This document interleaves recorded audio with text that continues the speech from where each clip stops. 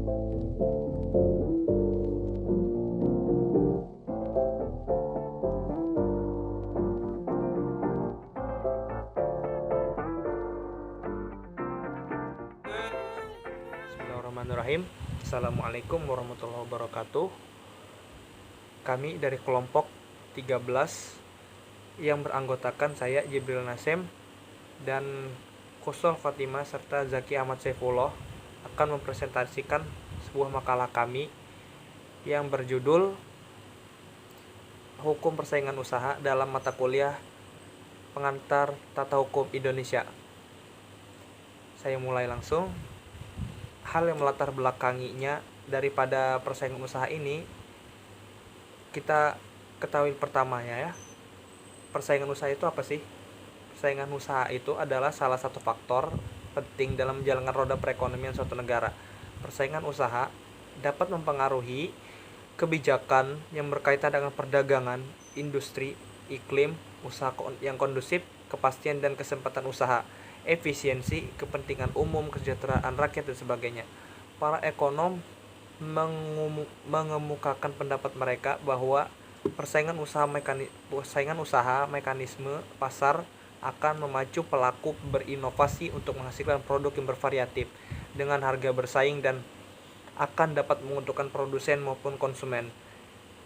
Persaingan ini diharapkan menempatkan alokasi sumber daya yang sesuai dengan peruntukannya dengan efisien serta meningkatkan kesejahteraan masyarakat. Itu hal yang melatar belakanginya. Kemudian kita masuk ke materinya. Saya akan membahas daripada prinsip persaingan usaha, yaitu pertama, pendekatan rule of reason dan per se ilegal. Itu apa? Telah lama diterapkan dalam bidang hukum persaingan usaha untuk menilai apakah suatu kegiatan maupun perjanjian dilakukan oleh pelaku usaha telah atau berpotensi untuk melanggar UU anti monopoli. Monopoli itu apa? Kami melihat di sini monopoli itu adalah menjual atau suatu bentuk pasar yang mana hanya terdapat satu penjual yang menguasai pasar tersebut. Mungkin dia dalam suatu usaha itu, dalam suatu lingkup atau wilayah, hanya dia yang menguasainya. Kemudian dan juga pentingnya pendekatan rule of reason dan per se ilegal, dan juga ada pendekatan struktur pasar atau SP dan tingkah laku TL dalam persaingan usaha. Antara lain rule of reason. Pendekatan rule of reason itu suatu pendekatan yang digunakan oleh lembaga otoritas persaingan usaha untuk membuat evaluasi mengenai akibat perjanjian atau kegiatan usaha tertentu guna menentukan apakah suatu perjanjian atau kegiatan tersebut bersifat menghambat atau mendukung persaingan. Kemudian yang kedua itu per se ilegal. Pendekatan ini menyatakan setiap perjanjian atau kegiatan usaha tertentu sebagai ilegal tanpa pembuktian lebih lanjut atau dampak yang ditimbulkan dan perjanjian atau kegiatan usaha tersebut. Pendekatan ini meliputi penetapan harga secara kolusif atau atas produk tertentu. Yang ketiga yaitu struktur pasar. Struktur pasar menegaskan bahwa penguasaan pasar oleh pelaku usaha menjadi ukuran atau bahan analisis apakah pelaku usaha melanggar hukum persaingan atau tidak. Kemudian yang keempat, tingkah laku. Tingkah laku menggariskan bahwa pelaku usaha tidak dilarang menjadi besar sepanjang posisinya tidak mengakibatkan terjadinya monopoli atau persaingan usaha tidak sehat. Mungkin dari saya itu saja. Selanjutnya bisa dilanjutkan oleh teman-teman. Baik, saya akan melanjutkan materi dari Jibril, yaitu asas dan tujuan dari hukum persaingan usaha. Hukum persaingan usaha mempunyai dasar atau asas dan tujuan yang termaktub dalam pasal 2 Undang-Undang Nomor 5 tahun 1999, yaitu pelaku usaha di Indonesia dalam menjalankan kegiatan usahanya berasaskan demokrasi ekonomi dengan memperhatikan keseimbangan antara kepentingan pelaku usaha dengan kepentingan umum. Dengan adanya kesempatan yang sama bagi setiap warga negara untuk berpartisipasi di dalam proses produksi dan pemasaran barang atau jasa. Tujuan dari hukum persaingan usaha ialah yang pertama, agar persaingan antar pelaku tetap hidup. Yang kedua, agar persaingan yang dilakukan antar pelaku usaha dilakukan secara sehat. Yang ketiga, mencegah penyalahgunaan kekuatan ekonomi. Yang keempat, efisiensi ekonomi. Yang kelima, meningkatkan kesejahteraan konsumen. Yang terakhir, melindungi kebebasan konsumen dan produsen dalam berusaha. Selanjutnya yaitu mengapa hukum persaingan usaha itu penting. Karena persaingan memaksa perusahaan untuk menekan biaya menjadi lebih rendah, persaingan memaksa perusahaan untuk berinovasi, persaingan memaksa terciptanya pelayanan yang lebih baik dan juga menguntungkan konsumen. Dan hal itu pula diperlukan adanya hukum, karena persaingan membutuhkan adanya aturan main. Karena terkadang tidak selamanya mekanisme pasar berjalan dengan baik. Biasanya dalam pasar ada usaha dari pelaku untuk menghindari atau menghilangkan persaingan antara mereka. Kurangnya persaingan memungkinkan para pelaku usaha mendapatkan untung yang lebih besar.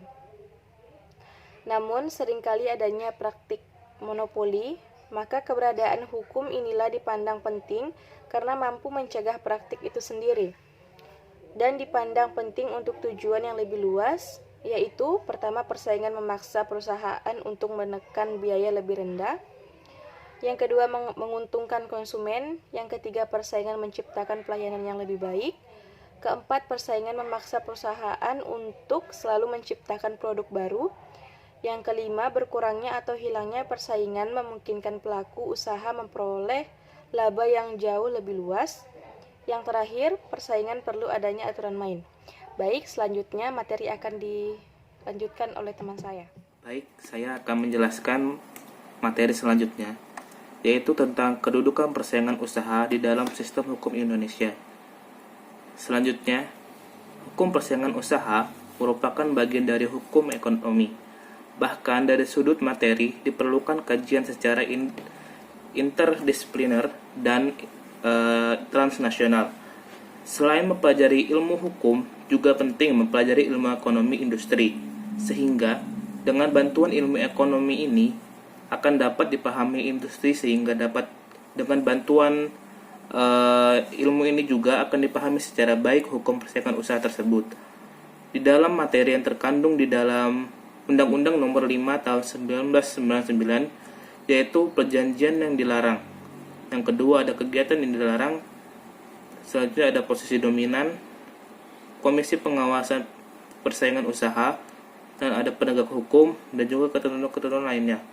Selanjutnya ada perjanjian-perjanjian yang dilarang dalam persaingan usaha ini. Yang pertama adalah oligopoli. Pelaku usaha dilarang membuat perjanjian dengan pelaku usaha lainnya secara bersama-sama, melakukan penguasaan produksi atau pemasaran barang ataupun jasa yang dapat mengakibatkan terjadinya praktek monopoli ataupun persaingan yang tidak sehat. Selanjutnya ada penetapan harga. Pelaku usaha dilarang membuat perjanjian dengan pelaku usaha lainnya dengan menetapkan harga atas suatu barang ataupun jasa yang harus dibayar oleh konsumen ataupun pelanggan pada dasar bersangkutan yang sama. Ketentuan tersebut tidak berlaku bagi suatu perjanjian yang dibuat dalam suatu usaha patungan ataupun suatu perjanjian didasarkan pada undang-undang yang berlaku. Selanjutnya ada pembagian wilayah. Pelaku usaha dilarang membuat perjanjian dengan pelaku usaha lainnya yang bertujuan untuk membagi wilayah pemasaran ataupun alokasi terhadap barang ataupun jasa, sehingga dapat mengakibatkan terjadinya praktek monopoli ataupun persaingan usaha yang tidak sehat. Selanjutnya ada pemboikotan. Pelaku usaha dilarang membuat suatu perjanjian dengan pelaku usaha lainnya juga yang dapat menghalangi pelaku usaha lainnya untuk melakukan usaha yang sama, baik untuk tujuan pasar dalam negeri ataupun di luar negeri. Selanjutnya ada kartel. Pelaku usaha dilarang berperjanjian dengan pelaku usaha lainnya yang bermaksud untuk mempengaruhi harga dengan mengatur produksi ataupun pemasaran suatu barang ataupun jasa yang dapat mengakibatkan terjadinya praktek monopoli ataupun persaingan usaha yang tidak sehat. Selanjutnya ada trust, ada oligosponi, integral vertikal, dan juga ada perjanjian tertutup, dan terakhir ada perjanjian dengan pihak luar negeri. Yang dimaksud ini ialah memuat ataupun ketentuan yang dapat mengakibatkan terjadinya praktek monopoli atau persaingan usaha yang tidak sehat. Selanjutnya ada kegiatan-kegiatan yang dilarang dalam persaingan usaha ini. Yang pertama ada monopoli. Beberapa kriteria monopoli, pelaku usaha dilarang melakukan penguasaan atas produksi, pemasaran, barang, jasa yang dapat mengakibatkan terjadinya praktek monopoli atau persaingan usaha yang tidak sehat. Di dalam kegiatan ini itu didasari pada Undang-Undang Nomor 5 1999 tentang larangan praktek monopoli dan persaingan usaha yang tidak sehat. Yang pertama tadi ada monopoli, yang kedua ada monopsoni. Menurut pasal 18 Undang-Undang Nomor 5 tahun 1999 dilarang melakukan praktek monopsoni sebab pelaku usaha dilarang melakukan menguasai penerimaan pasokan, menjadi pembeli tunggal atau barang jasa dalam persaingan usaha dalam pasar bersangkutan yang dapat mengakibatkan terjadinya praktek monopoli ataupun persaingan usaha yang tidak sehat. Selanjutnya ada penguasaan pasar. Pelaku usaha dilarang melakukan penguasaan pasar secara tersendiri-sendiri maupun bersama-sama dengan pelaku usaha lainnya dan mengakibatkan praktek kegiatan usaha yang sama pada dasar yang bersangkutan, dan juga menghalangi konsumen ataupun pelanggan pelaku usaha lainnya untuk tidak melakukan kegiatan usaha yang sama pada pasar yang bersangkutan. Selanjutnya ada persekongkolan. Ada beberapa bentuk persekongkolan yang dilarang oleh Undang-Undang Nomor 5 tahun 1999 dalam pasal 22 sampai dengan pasal 24, yaitu dilarang melakukan persekongkolan dengan pihak lain untuk mengatur dan menentukan pemenang tender sehingga mengakibatkan terjadinya persaingan usaha yang tidak sehat. Selanjutnya ada dilarang bersekongkol dengan pihak lain untuk mendapatkan informasi kegiatan usaha persaingan di klasifikasi rahasia perusahaannya. Selanjutnya adalah posisi dominan. Di dalam pasal 1 angka 4 Undang-Undang Nomor 5 tahun 1999 menyebutkan posisi dominan merupakan suatu keadaan di mana pelaku usaha tidak mempunyai pesaing yang berarti dalam kaitan dengan pangsa yang dikuasai sebagai pelaku usaha mempunyai posisi tertinggi di antara persaingan di pasar. Mungkin 3 materi saja yang saya sampaikan, dan saya menjadi pemateri yang terakhir dari kelompok 9 ini. Apabila ada kekurangan ataupun kesalahan, mohon dimaafkan. Kurang lebihnya mohon maaf.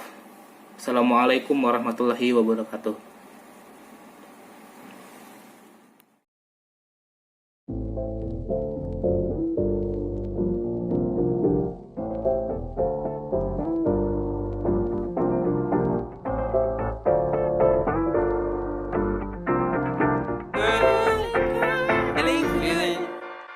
Hey, feeling good.